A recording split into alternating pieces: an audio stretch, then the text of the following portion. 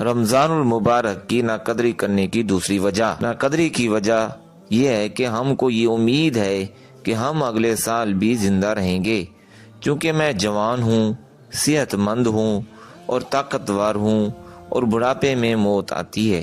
جوانی میں لوگ بہت کم مرتے ہیں، اس واسطے لوگوں کو امید کہ میں اور جیوں گا، میں بھی زندہ رہوں گا۔ جب زندہ رہوں گا تو اگلے سال کر لیں گے۔ آگے جینے کی امید پر اب کی زندگی کی ناقدری کرتا ہے، اب وقت ہے اس کی ناقدری کرتا ہے۔ اب جو سال ملا اس کی قدر کر لو، اگلا سال ملے گا نہیں ملے گا نہیں معلوم۔ اب جو رمضان المبارک ملا ہے اس کی قدر کر لو، اگلا رمضان ملے گا یا نہیں ملے گا نہیں معلوم۔ لیکن ہر ایک کو امید لگی ہے، جوان ہے یا بوڑھا، مرد ہے یا عورت، سب کو یہی امید ہے کہ ہم اور زندہ رہیں گے، ہم اور جئیں گے اور زندہ رہیں گے۔ جینے کی امید پر موجودہ جینا برباد ہو رہا ہے، اس کی ناقدری کی جا رہی ہے۔ عمر بن عبدالعزیز رحمۃ اللہ علیہ ایک بار تھک گئے تھے۔ ان کے خادم نے کہا، حضرت آپ تھک گئے، آج کام بند کر دیں، وہ کل کر لیں گے، تھوڑا آرام کر لیں۔ حضرت عمر بن عبدالعزیز رحمۃ اللہ علیہ نے فرمایا، آج کا کام تھکاوٹ کی وجہ سے نہیں کر سکا اور آج کا کام کل پر ڈال دیا، کل کا کام الگ سے مستقل ہے۔ مجھے بتاؤ، ایک دن میں ایک دن کا کام نہیں کر سکا تو پھر کل ایک دن میں 2 دن کا کام میں کیسے کر سکوں گا؟ اس لیے آج کا کام آج کر دوں، کل کا کام کل کر لوں گا، آج کا کام کل سے کروں گا تو ڈبل ہو جائے گا، اس لیے نہیں کر سکتا۔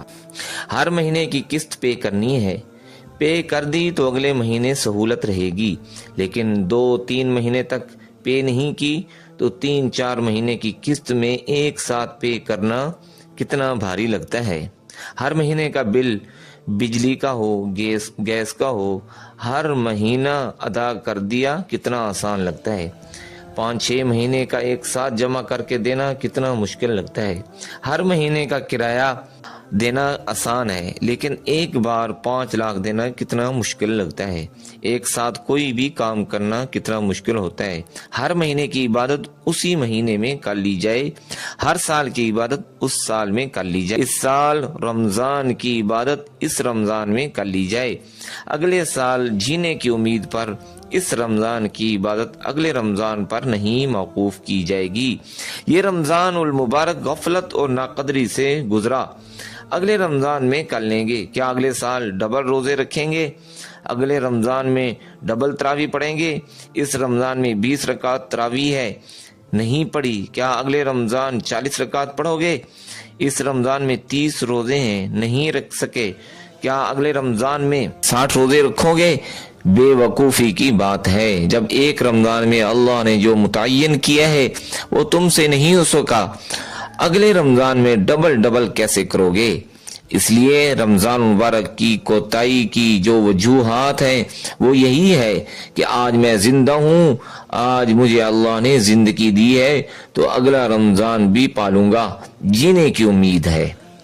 یاد رکھ لو، ہر مرنے والا تمہیں یہ پیغام دے کے مرتا ہے، میں جس طرح اچانک چلا گیا، جانے کا مرنے کا مجھے علم بھی نہیں تھا، ایک دن ایسا ہی ہوگا کہ تم بھی ایسے ہی چلے جاؤ گے۔ ہر ایک مرنے والے کی موت تمہیں مرنے کی خبر اور موت کا پیغام دے کر مرتی ہے۔ ہر مرنے والا تمہیں موت کا میسج دے کر مرتا ہے کہ موت کسی کو پہلے بتا کر نہیں آتی، بیماریاں بول کر نہیں آتی، حادثات بتا کر نہیں آتے۔ مرنے والا یہ پیغام دے کر مرتا ہے کہ میری طرح تم غفلت میں نہ مرو، میری طرح تم اچانک موت نہ مرو۔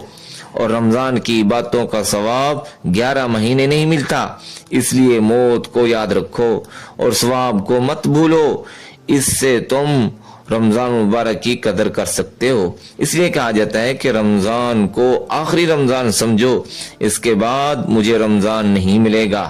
حضرت علی میاں ندوی رحمہ اللہ فرمایا کرتے تھے، ہم دعا کرتے ہیں کہ اللہ ہر بار ہم کو رمضان مبارک دے، ہر سال ہمیں رمضان کی عبادت کا موقع بھی دے، لیکن وہ توفیق، وہ دعا کرنے کے ساتھ ساتھ عملی طور پر ایسا کرنا چاہیے کہ ایسا دکھنا چاہیے کہ تم آخری رمضان سمجھ کر عبادت کر رہے ہو۔